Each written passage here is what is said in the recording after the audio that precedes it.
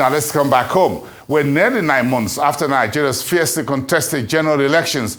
The country's socio-economic conditions have gotten tougher than they were before those elections, even as the winners at the polls are settling down to the business of governance.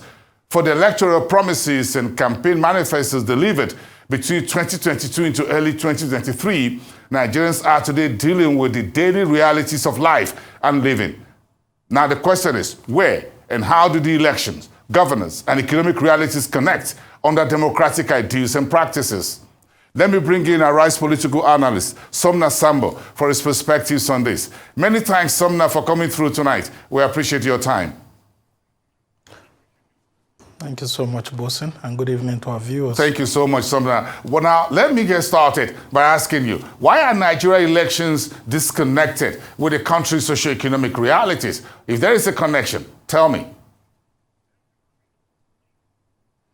Yes, there's a very huge disconnect between the political realities of today and then issues of governance.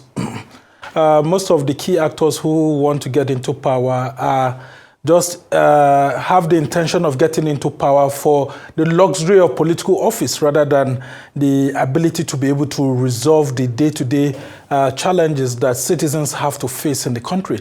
So our political offices have become so enchanted with lots of luxury fittings and luxurious living to the extent that people just want to get into government for the fun of it, and then for you to have, them enjoying themselves within the appurtenances of power, and not necessarily because they need to use the instrument of government to resolve the problems of the country, especially the challenges we face daily as citizens of Nigeria. If you look at the dynamics of the country, the first question you would want to ask yourself is that, is the average Nigerian living in the Fourth Republic better off than the Nigerian that lived in the First Republic or in the Second Republic? The question will eventually lead you to an answer, which is that the political capital of the average Nigerian has depreciated, the economic capital has depreciated, and then, of course, just when we should be thinking of having leaders who will ensure that they face the challenges of governance and resolve the issues, we end up with people who do not have a proper understanding of political power, and they need to use political power to resolve the daily challenges of an average Nigerian.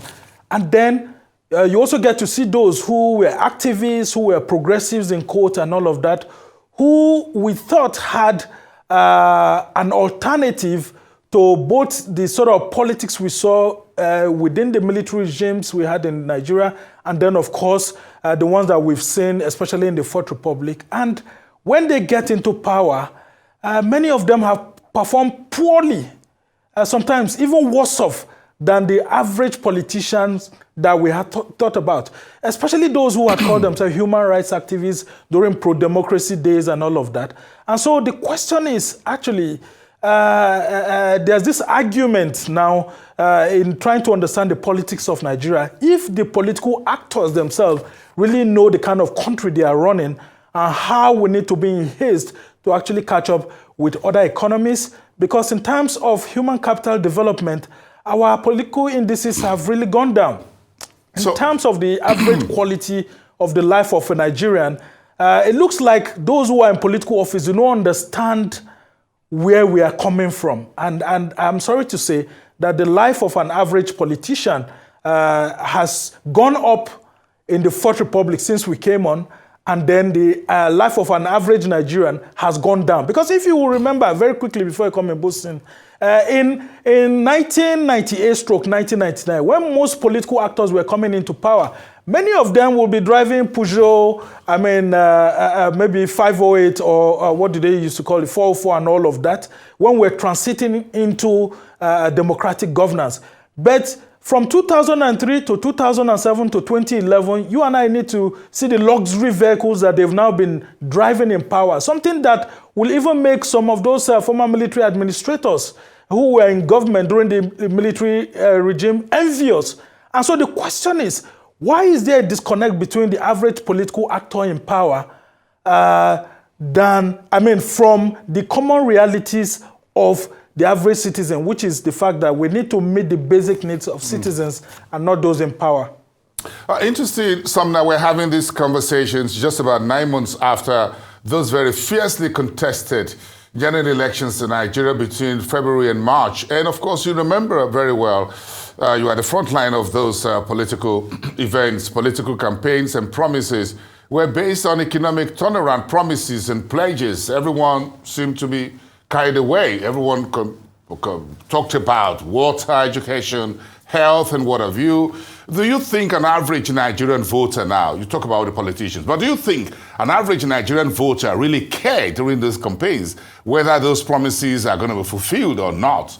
Do you think an average campaign, if you look at those hundreds of thousands, those that attended those campaigns, do you think they really believed those politicians that they were going to deliver, or they were just there because they just want to be there? There were those who genuinely cared about the promises that were being made to them by all the leading political parties.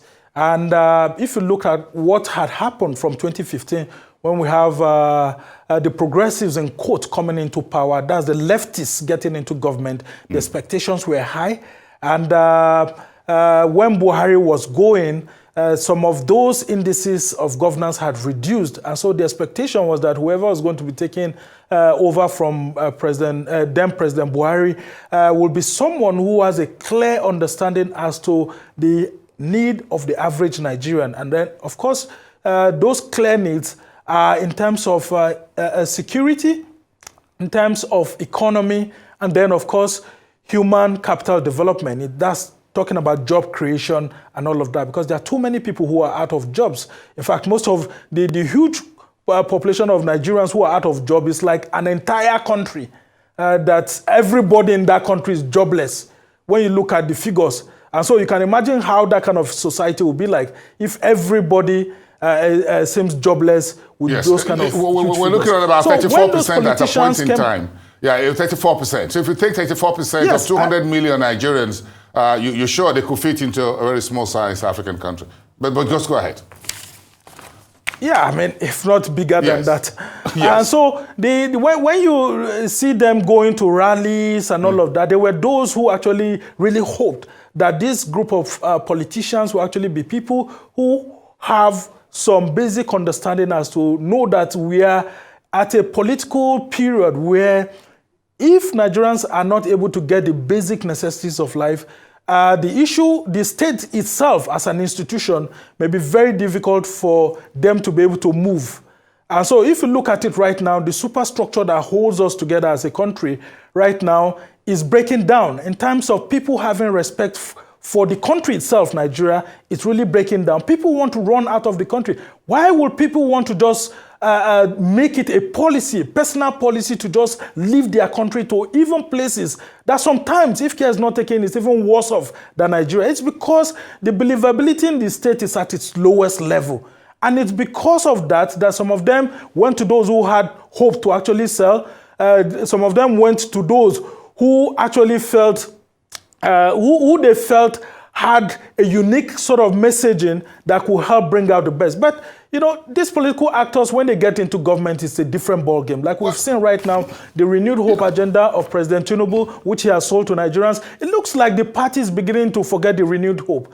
Because we're getting into the end of the year, for example, and the tendency is that the basics of the average Nigerian are not being put in focus by government. Some I agree, we'll get a bit to that. But again, do you think, so we'll talk about the electorate. So there are a few who are believers, let's put them that way, the believers and non-believers. Those who believe and they went to the rallies and they hail their politicians of their choice. But do you think those politicians who are on the podium and those who are later elected amongst them, do you think they really care about whether those campaign promises and manifestos are realized or not, or they just got the tickets they want and off they go, leaving the people hanging? No, I mean, many of these politicians didn't really believe in the promises that they were dishing out to Nigerians. Some of them just wanted to be in office. And that's why you see some of us are coming hard, even on opposition political parties. Like the Labour Party, go into the National Assembly and see their lawmakers that were elected.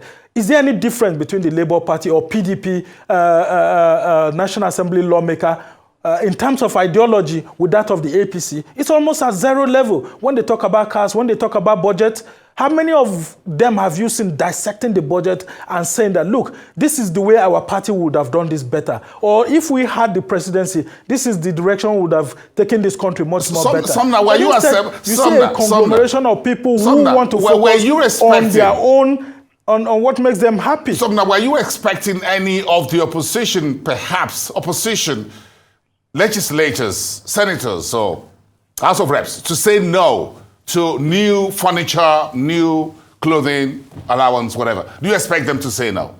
New cars? Of course, ideological differences that brought political parties like the Labour Party into power through some of their constituencies where they won, there should have been a clear difference. Yeah, we know that the PDP has always been a neoconservative sort of opposition political party, but nonetheless, they need to show the difference between them and the governing party. But now you don't see any. But now you don't see any difference.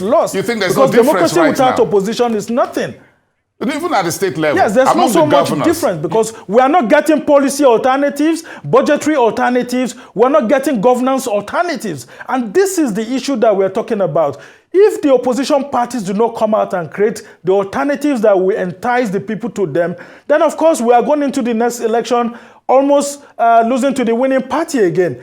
Because as it stands right now, what every political party that's in power in Africa always wants to do is to build almost what looks like a one-party state. Look at Egypt, for example. Abdel Fattah al-Sisi is going to the polls for the third time. There's almost every tendency that that party will come back to power because the opposition doesn't do much. And if they don't unite together, come together, form an ideology that looks very distinct, different from that of the governing party, you will continue to be at the fringe. And so this is what we are saying, that when the president brings a budget of 27.3 trillion, tell us how you would have treated it better if you're in power. Of course, we've seen Peter Obi trying to do that, playing the opposition by his side. But if the lawmakers elected in his own party that are in government, at the National Assembly or at state legislatures, and we're not seeing policy alternatives from them, he cannot do it alone because he's not in government. But they are supposed to support him, support the party. Atiku Abubakar too, we are supposed to see a different sort of opposition with him, if indeed, because there are two ways to being in power. It's either you are in government or you are out of government. And if you are out of government with the way it's played in parliamentary politics, you are supposed to checkmate the government in power. And so you're supposed to have what looks like a shadow government. So you think, so it's presidential. So it's presidential. You should have viable opposition. And that's what I'm going to ask you my next question. Where is the disconnect for Nigeria and Africa when it comes to elections, good governance, and economic development? Is there a problem really with democracy, or is the problem with us? There's a big problem, actually, because if, for example, what's the problem? Like Is it with democracy? Is that a problem with democracy, or problem with us, the way we practice democracy? No. The problem is not democracy. The problem we have is the big man syndrome that has always been a major challenge, especially across the continent. Now, when you get into power, the appurtenances of power, the luxury of power gets people diverted from the ideals. Like I had mentioned previously some time ago, when you have President Bola Tinubu, who was the champion of resource control, champion of fiscal federalism, champion of the opposition checkmating the government at the center, and then you now find yourself at the center, and it looks like you're confused. We are not seeing an agenda for restructuring that you had been talking about over the years since the return to democracy, from the Alliance for Democracy up to the Action Congress, of Nigeria, and then fusing into the into the APC. Then there seems to be a problem. We need to see a government that's working as if it's not going to get a second term, But I can tell you that the deviation we're already seeing right now from the current government is because they are fixated on a 2027, with some people even playing 2031 politics in 2023, when they are not sure of what's going to happen next year. So we need to get our politicians to come back to the dynamics. Look at what we're having in terms of the exchange rate. Look out at what the CBN just talked about in on its website. Our foreign reserves are going down. We are having multinationals exiting. Yes, we are also having investments in one way or the other. Just like today, there are some about, I think, 20 German or 22 German and EU investors who are showing interest in coming into the country. But if they are also seeing some other multinationals like GlaxoSmithKline, leaving the country, Procter & Gamble and all of that, then it means that they may not want to invest so much. So the question is, why is it that people who have been calling for fiscal federalism, who are supposed to put certain things in place, from the budget that has been presented for next year, we are not seeing a difference? Tell me, what major difference have you seen in President Tinubu's budget from that of President Buhari that just left in May? Is there any major difference? We need to see an ideological difference, because that's what we are taught. We are taught that President Bola Tinubu is a man of the economy, is a man who knows how to get investments that will lead to more job creation. But I can tell you that government expenditure is bloated in the 2024 budget. So we need to do more. Yes, there are some reforms ongoing in the tax administration as we head into next year. The good thing that I love about it is that they are not talking about tax increase. They are talking about widening the tax net. Yeah, it looks good, but we need to see more details, because as we're heading into 2024, I can tell you that the president will feel the heat, because a lot of Nigerians are going to bed without sleeping with food. The number of people who are getting poorer is alarmingly becoming much. And I don't know if the state can continue this way, because we are putting more pressure on the military, putting more pressure on the police, when it's the politicians that are not doing their job. Elections are over. Yeah, Nigerians, especially at the subnationals, the governors should know that coming to Abuja should only be when they have very serious things. Most of them come to Abuja and stay for months without going back to their state. What are they doing in Abuja? People are hungry. Monies are being appropriated and we're not seeing results. Very interesting conversation, because I'm sure that in the next 4 years we'll be going to the polls once again, and then perhaps this cycle will continue again, just like a musical chair. So that's why we're having this conversation, actually, where the disconnect is between the elections and then governing people, then economic realities that both the voters, those who throng those campaigns are, and those who stand up, who stood up and will stand up in the future and say, look, vote for me or whatever, my party. Would there be any difference at the end of the day, or we're just going through the motions, as it were, without any movement? Thank you so much, Sumner Sambo, who will keep everyone on their toes. Thank you so much, Arise political editor Sumner Sambo. We thank you for those insights as always.